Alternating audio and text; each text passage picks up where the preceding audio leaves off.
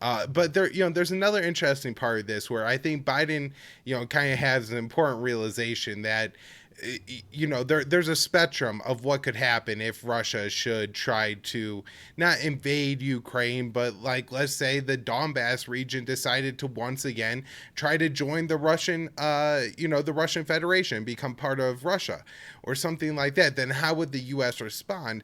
Biden didn't give like a specific example, but kind of said that like, hey, there's some room here. If Russia does something, it's not going to necessarily trigger like the full-on response. And then the White House came up and said like, no, that's not true.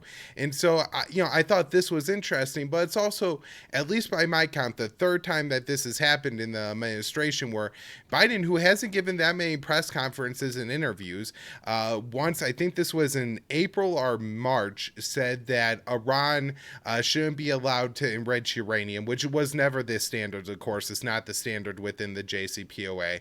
And the White House had walked that back. And then he seemed to say, give an implicit guarantee to Taiwan. I think that was at a CNN town hall.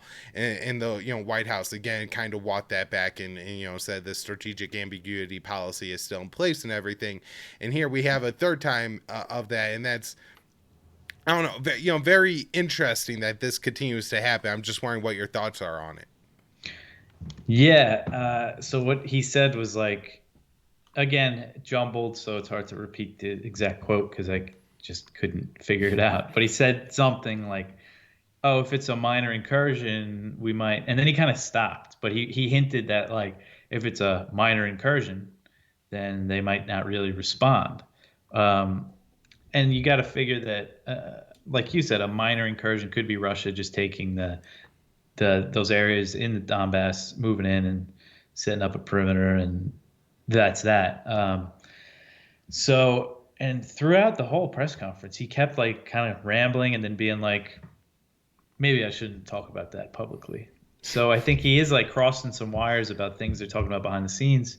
And that probably is a realistic thing. Like the minor incursion, they probably, they might have been telling something like that to Ukraine behind closed doors.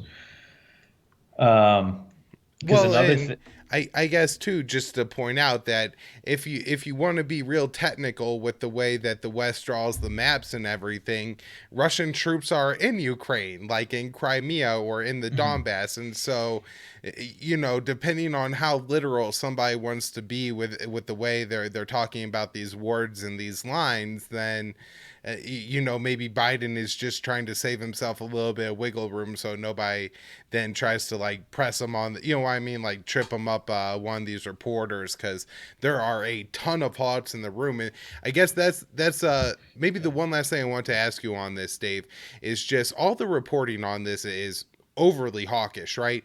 But they keep citing this number. There's 100,000 Russian troops on the Ukrainian border. And they've been citing that same number before and after Christmas, which of course Russia moved 10,000 troops away from the border on Christmas. And they've always used the word about. And so I guess like 90,000 is about 100,000. And so but at the same time, there's no acknowledgement of that troop drawdown. And there's very rarely, if ever, reporting on the amount of Ukrainian troops built up on the border of the Donbass region, the separatist region in Ukraine. And so I was wondering if you just had an idea of how many Russian troops were on the border versus how many Ukrainian troops have been built up along the border.